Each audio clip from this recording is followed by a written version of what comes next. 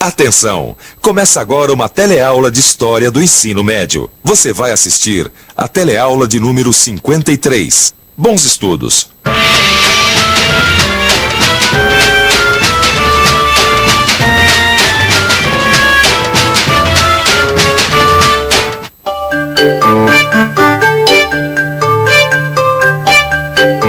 Na teleaula de hoje, você vai ver por que a Primeira Guerra Mundial afetou culturalmente o nosso país.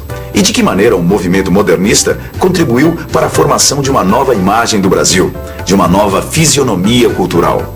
E aí, então se liga que a nossa teleaula está começando.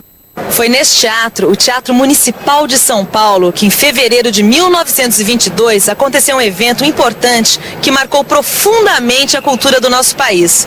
Foi a Semana de Arte Moderna. Mas o que foi a Semana de Arte Moderna? Foi um evento que reuniu artistas intelectuais que estavam preocupados em encontrar uma nova forma de expressar o Brasil, através da música, da literatura, da pintura e das artes plásticas. Essa busca, essa procura acabou gerando um movimento, e esse movimento foi chamado de movimento modernista.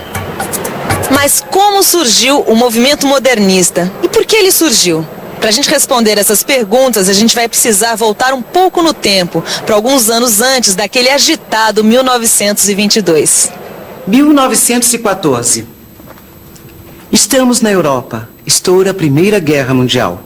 3 anos depois, em 1917, o Brasil entra na guerra para defender os ideais da civilização francesa.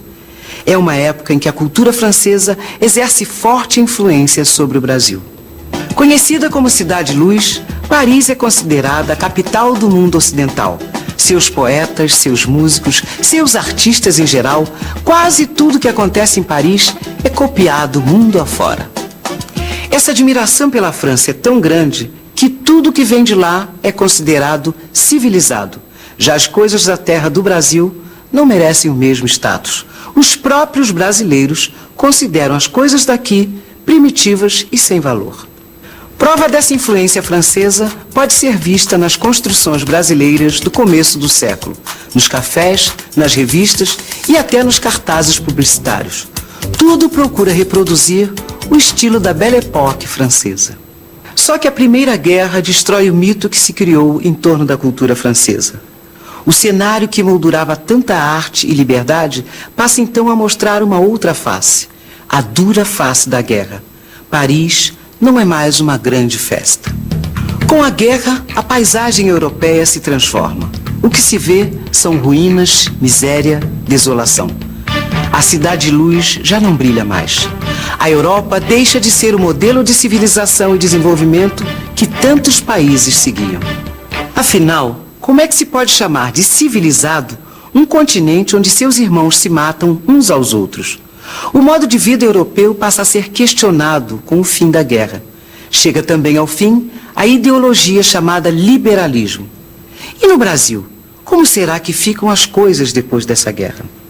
Em 1918, com o fim da Primeira Guerra Mundial, Paris já não era mais a mesma. Já não servia mais como modelo. E agora, o que nós iríamos fazer? Em quem nós iríamos nos inspirar? Em quem o Brasil iria se espelhar agora? No meio da Primeira Guerra Mundial, em 1916, um escritor chamado Spengler escreveu um livro que fez muito sucesso. A Decadência da Civilização Ocidental. Em resumo, esse livro anunciava a decadência da Europa e a aurora de um novo mundo. E que novo mundo era esse? Segundo o livro, o nascimento de uma nova civilização estava na América. O impacto que essa ideia causou entre os brasileiros foi enorme. Acostumados a acreditar que tudo que vinha de fora é que era bom, os brasileiros de repente se veem diante de si mesmos. Mas quem eram os brasileiros? O que era ser brasileiro na década de 20? A resposta, ninguém sabe. Mas a pergunta serviu para que, pelo menos pela primeira vez na sua história, os brasileiros começassem a olhar para si próprios. Olhar para si próprios até que não foi difícil. O difícil foi constatar que pouco ou quase nada sabíamos sobre nossa própria cultura. Quem melhor definiu esse momento de buscas e incertezas foi o escritor Lima Barreto. Ele fez a seguinte afirmação: nós não conhecemos uns aos outros dentro do nosso próprio país. A situação não era nada fácil. O Brasil tinha ficado anos se espelhando na França, querendo ser a França. Aí chegou a guerra e com ela o ideal da cultura francesa desmoronou e o Brasil ficou sem um modelo para seguir.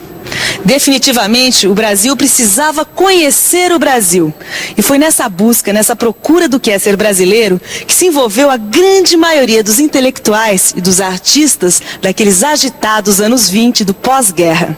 O que esses artistas e intelectuais buscavam era um novo jeito de expressar o país, através da literatura, das artes plásticas, da música e da pintura.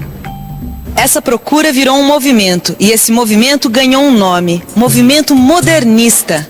Ser moderno era estar a par das inovações artísticas e intelectuais, mas, sobretudo, absorver essas informações com uma maneira crítica e criativa.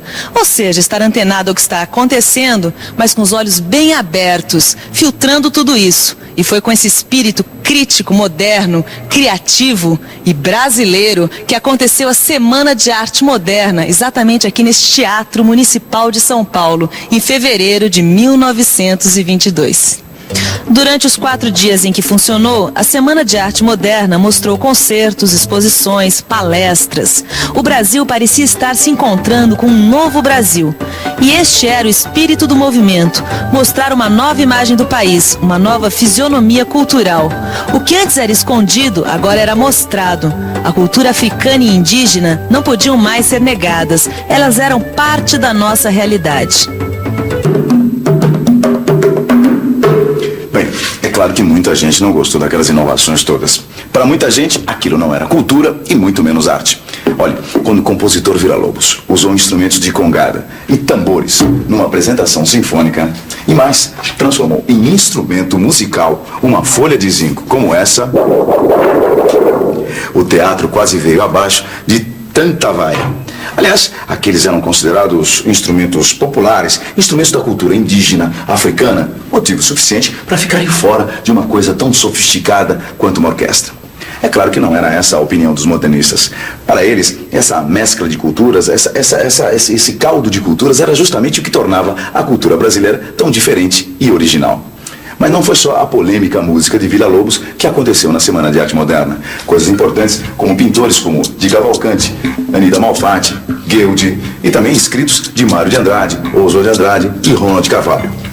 E apesar da sua inegável importância, é importante que se diga que a Semana de Arte Moderna foi apenas um marco simbólico do modernismo. Foi o empurrão que faltava para lançar de vez um movimento que já vinha acontecendo há muito tempo.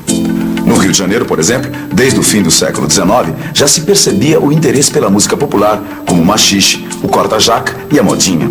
E em vários pontos do país, alguns artistas começavam a defender a cultura negra como expressão do Brasil. O modernismo não nasceu e também não morreu com a Semana de Arte Moderna de 1922. Ao contrário, ele continuou cada vez mais vivo, mais presente na cultura brasileira. Com o modernismo, a arte brasileira ganhou um novo sentido e passou a refletir as rápidas mudanças pelas quais passava o país naqueles agitados anos 20. Por exemplo, como nos mostra tão bem o quadro São Paulo 1924 da pintora Tarsila do Amaral. As fábricas, as avenidas, o mundo urbano com seus edifícios, suas máquinas, seus luminosos. Tudo corria muito rápido e a arte não podia ficar para trás. Cada vez mais era necessário ousar, criar, reinterpretar. A formalidade dava lugar à ousadia. Mas uma pergunta fundamental, a que detonou todo o movimento modernista, ainda não foi respondida. Lembra qual era? Tudo começou quando o Brasil passou a olhar para a sua própria história, para si próprio. Que país é este? Quem somos nós? O que é ser brasileiro? Será que temos uma cultura própria? Para responder tantas perguntas, os modernistas começaram a contar uma outra história do Brasil, onde o humor e a sátira não podia faltar. Veja só como o escritor Oswald de Andrade contou a sua. Lá vai uma barquinha carregada de aventureiros. Lá vai uma barquinha carregada de bacharéis. Lá vai uma barquinha carregada de cruzes de Cristo. As barquinhas, se você ainda não percebeu, são nada mais, nada menos do que as caravelas de Cabral. As caravelas da colonização. Heróis, monumentos, medalhas, grandes feitos, nada disso interessa. Com muito humor e reverência, a história do Brasil, na visão dos modernistas, traz à tona a cobiça dos povos, a exploração dos índios e dos negros, a depredação de nossas riquezas. O Brasil abria seu baú e mergulhava na sua própria história. Mas foi alguns anos depois da Semana de Arte Moderna que iria surgir um dos marcos mais significativos do modernismo. 1928. Estamos em São Paulo. Chega às bancas o livro Macunaíma, de Mário de Andrade. Macunaíma é o nome do personagem principal do livro, que até hoje é uma das mais expressivas traduções do que é ser brasileiro. Macunaíma nasce índio, depois vira negro e por fim se transforma num branco. As três raças que mescladas fizeram o que hoje chamamos de povo brasileiro. Além de concentrar numa mesma pessoa o negro, o índio e o branco, Macunaíma também sobrevoa o país num pássaro chamado tuiuiu. Lá do alto, Macunaíma pôde então observar como as regiões do Brasil são diferentes. E é justamente nessas diferenças que encontramos aquilo que o Brasil é. Em síntese, o que Mário de Andrade quis dizer com Macunaíma é que o povo brasileiro não é completamente branco, nem completamente negro e muito menos completamente índio. O brasileiro é um pouco dessas três raças, é um povo em formação. Macunaíma, por fim, nos diz que ainda temos muito mais perguntas do que respostas. Macunaíma tentou fazer um retrato do Brasil, do seu povo e da sua cultura. Um retrato um tanto quanto polêmico.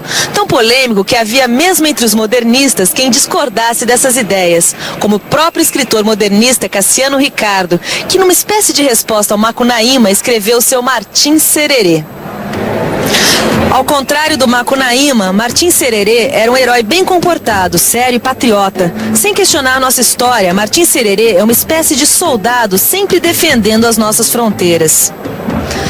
Apesar desses dois escritores serem modernistas e contemporâneos, cada um tinha uma maneira diferente de ver o Brasil. Um queria questionar e o outro queria louvar o que já existia. De qualquer forma, o modernismo introduziu uma nova forma de olharmos para nós mesmos e para a nossa história, com um olhar crítico e criativo, onde a cultura era alguma coisa mais ampla, maior do que simplesmente um concerto de música clássica e as bibliotecas públicas. A cultura é a expressão própria de cada nacionalidade. E onde quer que a gente olhe, a gente vê a cultura brasileira. O que o modernismo mostrou é que a cultura não está apenas nas grandes cidades. A cultura está em todas as regiões. Em cada pequena cidade que compõe o Brasil existe cultura. O que somos, o que comemos, o que construímos, as histórias que contamos e inventamos, tudo isso é cultura. E você, já reparou no seu bairro e na sua cidade? Já parou para pensar o quanto de cultura está à sua volta? Bom, mas esse passeio cultural vai ter que esperar um pouco, porque agora nós vamos ficar com a revisão. Atenção, se liga aí que é hora da revisão. Na teleaula de hoje você ficou sabendo o fascínio e a influência que o modo de vida francês exerciam sobre o Brasil. Você viu também que com a Primeira Guerra Mundial, a França deixa de ser tão admirada e o Brasil passa a procurar sua própria identidade. Dessa busca surgiu o movimento modernista, em que artistas e intelectuais contribuíram para a formação de uma nova imagem do Brasil, de uma nova fisionomia cultural do nosso país. Bem, na teleaula de hoje, você pode ver como uma guerra que aconteceu tão longe lá na Europa pode mexer tanto com a nossa história, com a nossa cultura. É que na história, você já deve saber, ou as coisas acontecem mais ou menos assim, um fato puxa o outro, uma ação desencadeia a outra e por assim vai. Mas não foi só com a cultura brasileira que a Primeira Guerra mexeu. A nossa economia sofreu e muito os efeitos da Primeira Guerra Mundial. Mas esse é um outro assunto. Um assunto para a nossa próxima teleaula. Conto com você e até lá.